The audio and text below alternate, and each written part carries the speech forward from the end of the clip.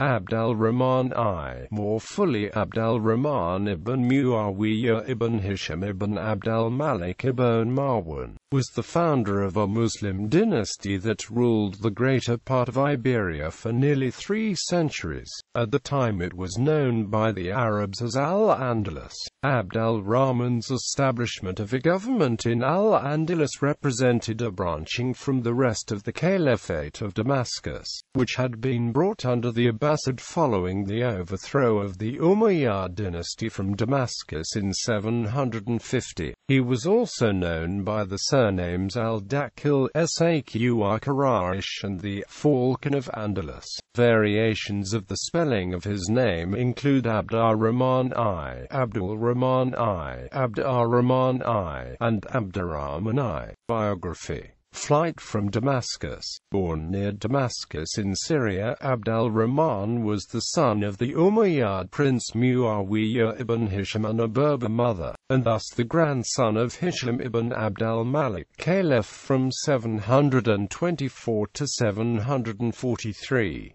He was 20 when his family, the ruling Umayyads, were overthrown by the Abbasid revolution in 748 to 750. Abd al Rahman and a small part of his family fled Damascus, where the center of Umayyad power had been. People moving with him include his brother Yahya, his 4-year-old son Sulayman, and some of his sisters, as well as his Greek freedman, Abd. The family fled from Damascus to the river Euphrates. All along the way the path was filled with danger, as the Abbasids had dispatched horsemen across the region to try to find the Umayyad prince and kill him. The Abbasids were merciless with all Umayyads that they found. Abbasid agents closed in on Abd al Rahman and his family while they were hiding in a small village. He left his young son with his sisters and fled with Yahya. Accounts vary, but Abd likely initially escaped with Abd al Rahman. Some histories indicate that Abd met up with Abd al Rahman at a later date. Abd al Rahman, Yahya and Abd quit the village, narrowly escaping the Abbasid assassins. Later, on the way south, Abbasid horsemen again caught up with the trio. Abd al Rahman and his companions then threw themselves into the river Euphrates. While trying to swim across the dangerous Euphrates, Abd al Rahman is said to have become separated from his brother Yahya, who began swimming back towards the horsemen, possibly from fear of drowning. The horsemen begged the escapers to return, promising that no harm would come to them. The 17th-century historian Ahmed Muhammad al-Makari poignantly described Abd al Rahman's reaction as he implored Yahya to keep going. "Oh brother, come to me, come to me." Yahya returned to the near shore, and was quickly dispatched by the horsemen. They cut the head off the prize, leaving Yahya's body to rot. Al-Makari quotes prior Muslim historians as having recorded that Abd al Rahman said he was so overcome with fear at that moment, that once he made the far shore he ran until exhaustion overcame him. Only he and Abd were left to face the unknown. Exile years. After barely escaping with their lives, Abd al Rahman and Abd continued south through Palestine, the Sinai, and then into Egypt. Abd al Rahman had to keep a low profile as he traveled. It may be assumed that he intended to go at least as far as northwestern Africa, the land of his mother, which had been partly conquered by his Umayyad predecessors. The journey across Egypt would prove perilous. At the time, Abd al Rahman ibn Habib al-Fihri was the semi-autonomous governor of Iberia and a former Umayyad client. The ambitious Ibn Habib, a member of the illustrious Firid family, had long sought to carve out Iberia as a private dominion for himself. At first, he sought an understanding with the Abbasids, but when they refused his terms and demanded his submission, Marwan. Ibn Habib broke openly with the Abbasids and invited the remnants of the Umayyad dynasty to take refuge in his dominions. Abd al Rahman was only one of several surviving Umayyad family members to make the way to Iberia at this time. But Ibn Habib soon changed his mind. He feared the presence of prominent Umayyad exiles in Iberia. A family more illustrious than his own might become a focal point for intrigue among local nobles against his own usurped powers. Around 755, believing he had discovered plots involving some of the more prominent Umayyad exiles in Kairouan, Ibn Habib turned against them. At the time, Abd al Rahman and Abd were keeping a low profile, staying in Kabylie, at the camp of an Afza Berber chieftain friendly to the plight. Ibn Habib dispatched spies to look for the Umayyad prince. When Ibn Habib's soldiers entered the camp, the Berber chieftain's wife Tekfahid Abd al Rahman under her personal belongings to help him go unnoticed. Once they were gone, Abd al Rahman and Abd immediately set off westwards. In 755, Abd al Rahman and Abd reached modern-day Morocco near Ceuta. The next step would be to cross the sea to al-Andalus, where Abd al Rahman could not have been sure whether or not he would be welcomed. Following the Berber revolt of the 740s, the province was in a state of confusion, with the Muslim community torn by tribal dissensions among the Arabs and racial tensions between the Arabs and Berbers. At that moment, the nominal ruler of al-Andalus, Emir Yusuf ibn Abd al Rahman al-Fihri, another member of the Fihrad family and a favorite of the old Arab settlers, mostly of South Arabian or Yemeni tribal stock, was locked in a contest with his vizier al-Samail ibn Haytham al-Kilabi, the head of the Syrians, the Shammiyum, drawn from the Jinns, military regiments of Syria, mostly of North Arabian Kisai tribes, who had arrived in 742. Among the Syrian Jinns were contingents of old Umayyad clans, numbering perhaps 500, and Abd al Rahman believed he might tug on old loyalties and get them to receive him.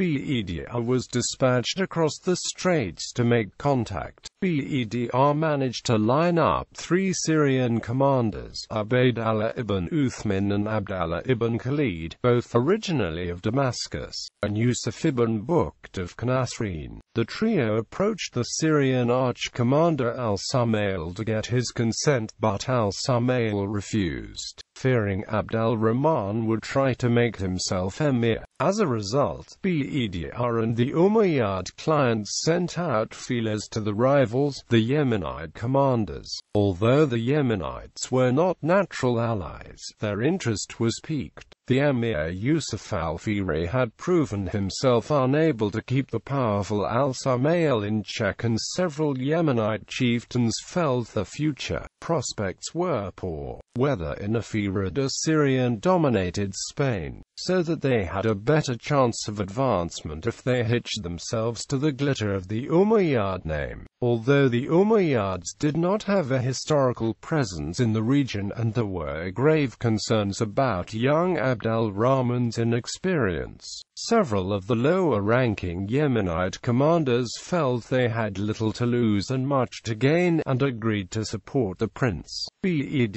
returned to Africa to tell Abd al Rahman of the invitation of the Umayyad clients in al-Andalus. Shortly thereafter, they set off with a small group of followers for Europe. When some local Berber tribesmen learned of Abd al Rahman's intent to set sail for al-Andalus, they quickly rode to catch up with him on the coast. The tribesmen might have figured that they could hold Abd al Rahman as hostage and force him to buy his way out of Africa. He did indeed hand over some amount of dinars to the suddenly hostile local Berbers. Just as Abd al Rahman launched his boat, another group of Berbers arrived. They also tried to obtain a fee from him for leaving. One of the Berbers held on to Abd al Rahman's vessel as it made for al-Andalus, and allegedly had his hand cut off by one of the boat's crew. Abd al Rahman landed at al-Munakar in al-Andalus, to the east of Malaga, in September 755. However, his landing site was unconfirmed. Fight for power. Upon landing in al-Andalus, Abd al Rahman was greeted by clients Abu Uthman and Ibn Khalid and an escort of 300 cavalry. During his brief time in Malaga, he was able to amass local support quickly. Waves of people made the way to Malaga to pay respect to the prince they thought was dead, including many of the aforementioned Syrians. One famous story that persisted through history related to a gift Abd al Rahman was given while in Malaga. The gift was a beautiful young slave girl, but Abd al Rahman humbly returned her to her previous master. News of the prince's arrival spread like wildfire throughout the peninsula. During this time, Emir al-Fihri and the Syrian commander al-Samail pondered what to do about the new threat to the shaky hold on power. They decided to try to marry Abd al Rahman into the family. If that did not work, then Abd al Rahman would have to be killed. Abd al Rahman was apparently sagacious enough to expect such a plot. In order to help speed his ascension to power, he was prepared to take advantage of the feuds and dissensions. However, before anything could be done, trouble broke out in northern al-Andalus. Zaragoza, an important trade city on the upper march of al-Andalus, made a bid for autonomy. Al-Fihri and al-Samail rode north to quash the rebellion. This might have been fortunate timing for Abd al Rahman, since he was still getting a solid foothold in al-Andalus. By March 756, Abd al Rahman and his growing following of Umayyad clients and Yemenite jinns were able to take Seville without violence. He managed to break the rebellion attempt in Zaragoza, but just about the time the Cordovan governor received news of a Basque rebellion in Pamplona, an important detachment was sent by Yusuf ibn Abd al Rahman to quash it, but his troops were annihilated. After the setback, al-Fihri turned his army back south to face the pretender. The fight for the right to rule al-Andalus was about to begin. The two contingents met on opposite sides of the river Guadalquivir, just outside the capital of Córdoba on the plains of Mucera. The river was, for the first time in years, overflowing its banks, heralding the end of a long drought. Nevertheless, food was still scarce, and Abd al Rahman's army suffered from hunger. In an attempt to demoralize Abd al Rahman's troops, al-Fihri ensured that his troops not only were well fed, but also ate gluttonous amounts of food in full view of the Umayyad lines. An attempt at negotiations soon followed, in which it is likely that Abd al Rahman was offered the hand of al-Fihri's daughter in marriage and great wealth. Abd al Rahman, however, would settle for nothing less than control of the emirate, and an impasse was reached. Even before the fight began, dissension spread through some of Abd al Rahman's lines. Specifically, the Yemeni Arabs were unhappy that the prince was mounted on a fine Spanish steed, and the prince's mettle was untried in battle. After all, the Yemenis observed significantly that such a fine horse would provide an excellent mount to escape from battle. Being the ever-wary politician, Abd al Rahman acted quickly to regain Yemeni support, and rode to a Yemeni chief who was mounted on a mule named Lightning. Abd al Rahman averred that his horse proved difficult to ride and was wont to buck him out of the saddle. He offered to exchange his horse for the mule, a deal to which the surprised chief readily agreed. The swap quelled the simmering Yemeni rebellion. Soon both armies were in the lines on the same bank of the Guadalquivir. Abd al Rahman had no banner, and so one was improvised by unwinding a green turban and binding it round the head of a spear. Subsequently, the turban and the spear became the banner and symbol of the Andalusian Umayyads. Abd al Rahman led the charge toward al-Fihri's army. Al-Sumayl in turn advanced his cavalry out to meet the Umayyad threat. After a long and difficult fight, Abd al Rahman obtained a most complete victory, and the field was strewn with the bodies of the enemy. Both al-Fihri and al-Sumayl managed to escape the field with parts of the army too. Abd al Rahman triumphantly marched into the capital, Cordoba. Danger was not far behind, as al-Fihri planned a counterattack. He reorganized his forces and set out for the capital Abd al Rahman had usurped from him. Again Abd al Rahman met al-Fihri with his army. This time negotiations were successful, although the terms were somewhat changed. In exchange for al-Fihri's life and wealth, he would be a prisoner and not allowed to leave the city limits of Cordoba. Al-Fihri would have to report once a day to Abd al Rahman, as well as turn over some of his sons and daughters as hostages. For a while al-Fihri met the obligations of the one-sided truce, but he still had many people loyal to him, people who would have liked to see him back in power. Al-Fihri eventually did make another bid for power. He quit Cordoba and quickly started gathering supporters. While at large, al-Fihri managed to gather an army allegedly numbering to 20,000. It is doubtful, however, that his troops were regular soldiers, but rather a hodgepodge of men from various parts of al-Andalus. Abd al Rahman's appointed governor in Sevilla took up the chase, and after a series of small fights, managed to defeat al-Fihri's army. Al-Fihri himself managed to escape to the former Visigoth capital of Toledo in central al-Andalus. Once there, he was promptly killed. Al-Fihri's head was sent to Cordoba, where Abd al Rahman had it nailed to a bridge. With this act, Abd al Rahman proclaimed himself the emir of al-Andalus. However, one final act to take over southern Iberia had to be performed. Al-Fihri's general, al-Sumayl, had to be dealt with, and he was garroted in Cordoba's jail. Now, most of central and northern al-Andalus was out of his rule, with large swathes remaining in the hands of Yusuf ibn Abd al Rahman al-Fihri's supporters until 779. It is unclear whether Abd al Rahman proclaimed himself caliph. There are documents in the archives of Cordoba that state that this was his first act upon entering the city. He himself believed he was destined to be caliph because of prophecies he had heard as a boy, so it seems likely he would. However, historically he is recorded as emir and not caliph. Abd al Rahman's seventh descendant, Abd al Rahman III, would, however, take up the title of caliph. In the meantime, a call went out through the Muslim world that al-Andalus was a safe haven for friends of the House of Umayyad, if not for Abd al Rahman's scattered family that managed to evade the Abbasids.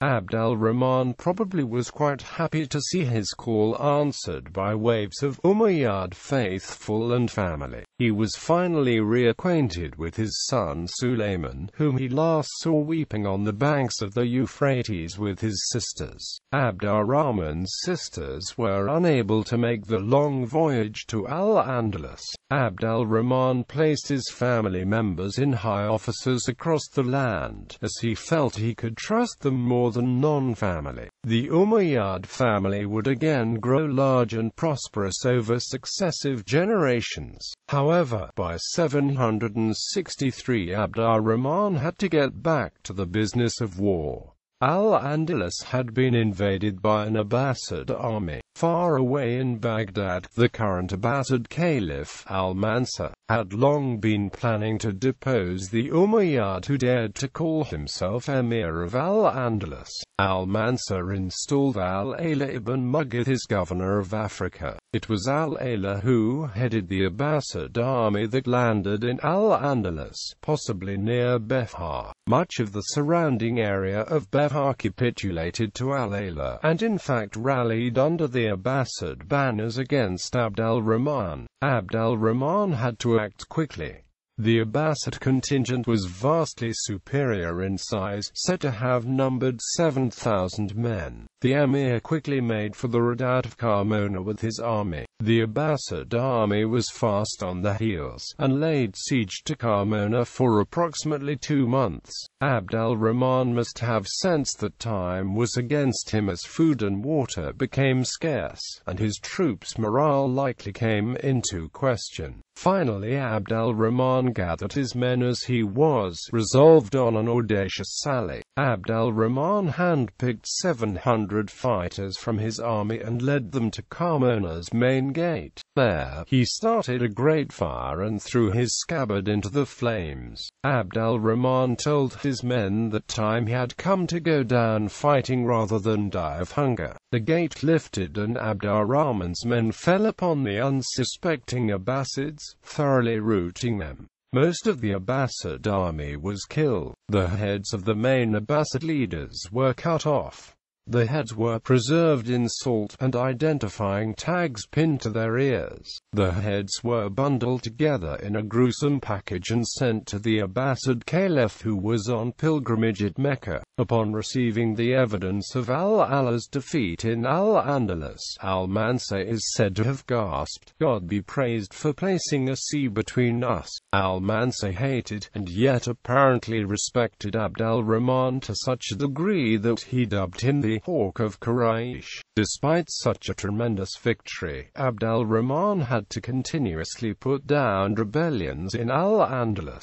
Various Arab and Berber tribes fought each other for varying degrees of power. Some cities tried to break away and form their own state, and even members of Abd al Rahman's family tried to wrest power from him. During a large revolt, dissidents marched on Cordoba itself. However, Abd al Rahman always managed to stay one step ahead, and crushed all opposition, as he always dealt severely with dissidents in al-Andalus. However, this assumption needs to be in perspective, since in 756 he was in charge of a limited number of southern strongholds and he faced resistance to submit from other towns during the next 25 years, rather than revolts. Despite all this turmoil in al-Andalus, Abd al Rahman wanted to take the fight back east to Baghdad. Revenge for the massacre of his family at the hands of the Abbasids must surely have been the driving factor in Abd al Rahman's war plans. However, his war against Baghdad was put on hold by more internal problems. The city of Zaragoza on the Upper March remained out of reach of the Umayyad leader since the times of Yusuf ibn Abd al Rahman al-Fihri, bidding for autonomy. Little could Abd al Rahman have known that as he set off to settle matters in the northern city, his hopes of warring against Baghdad would be indefinitely put on hold. Problems in the Upper March. Zaragoza proved to be a most difficult city to reign over for not only Abd al Rahman, but his successors as well. In the year 777 to 778, several notable men including Sulayman ibn Yoktan al-Arabi al-Kalbi, the self-appointed governor of Zaragoza, met with delegates of the leader of the Franks, Charlemagne. Army was enlisted to help the Muslim governors of Barcelona and Zaragoza against the Umayyad in Cordoba. Essentially, Charlemagne was being hired as a mercenary, even though he likely had other plans of acquiring the area for his own empire. After Charlemagne's columns arrived at the gates of Zaragoza, Sulayman got cold feet and refused to let the Franks into the city. After his subordinate, al-Husayn ibn Yahya, had successfully defeated and captured Abd al Rahman's most trusted general, Thalaba ibn Ubayd, it is possible that he realized that Charlemagne would want to usurp power from him. After capturing Sulayman, Charlemagne's force eventually headed back to France via a narrow pass in the Pyrenees, where his rearguard was wiped out by Basque and Gascon rebels. Charlemagne also suffered attack from Sulayman's relatives, who had freed Sulayman. Now Abd al Rahman could deal with Sulayman and the city of Zaragoza without having to fight a massive Christian army. In 779, Abd al Rahman offered Hussein, one of Sulayman's allies, the job of Zaragoza's governorship. The temptation was too much for al-Hussein, who murdered his colleague Sulayman. As promised, al-Hussein was awarded Zaragoza with the expectation that he would always be a subordinate of Córdoba. However, within 2 years al-Hussein broke off relations with Abd al Rahman and announced that Zaragoza would be an independent city-state. Once again Abd al Rahman had to be concerned with developments in the Upper March. He was intent on keeping this important northern border city within the Umayyad fold. By 783 Abd al Rahman's army advanced on Zaragoza. It appeared as though Abd al Rahman wanted to make clear to this troublesome city that independence was out of the question. Included in the arsenal of Abd al Rahman's army were 36 siege engines. Zaragoza's famous white granite defensive walls were breached under a torrent of ordnance from the Umayyad lines. Abd al Rahman's warriors spilled into the city's streets, quickly thwarting al-Hussein's desires for independence. Military and social and constructions works. After the aforementioned period of conflict, Abd al Rahman continued in his improvement of al-Andalus's infrastructure. He ensured roadways were begun, aqueducts were constructed or improved, and that a new mosque was well funded in his capital at Córdoba. Construction on what would in time become the world-famous Great Mosque of Córdoba was started circa the year 786. Abd al Rahman knew that one of his sons would one day inherit the rule of al-Andalus, but that it was a land torn by strife. In order to successfully rule in such a situation, Abd al Rahman needed to create a reliable civil service and organize a standing army. He felt that he could not always rely on the local populace in providing a loyal army, and therefore bought a massive standing army consisting mainly of Berbers from North Africa as well as slaves from other areas. The total number of army men under his command were nearly 40,000.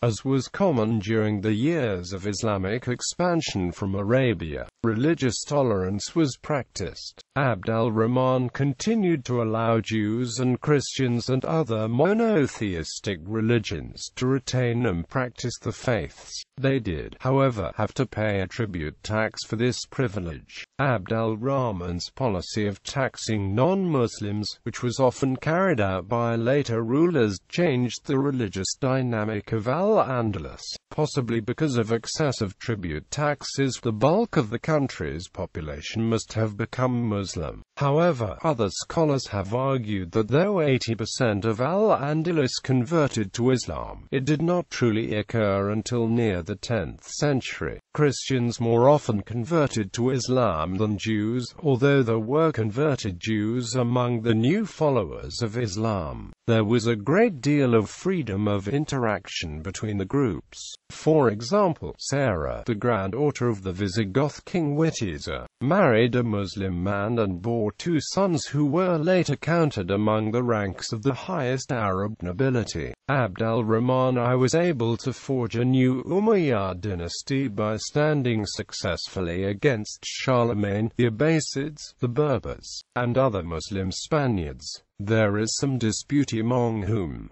as to what exactly it was that he created, an extension of the Umayyad dynasty or the new Caliphate of Córdoba. Conclusion: the date of Abd al Rahman's death is disputed, but is generally accepted to be sometime around 785 through 788. Abd al Rahman died in his adopted city of Córdoba, and was supposedly buried under the site of the Mezquita. Abd al Rahman's alleged favorite son was his choice for successor, and would later be known as Hisham.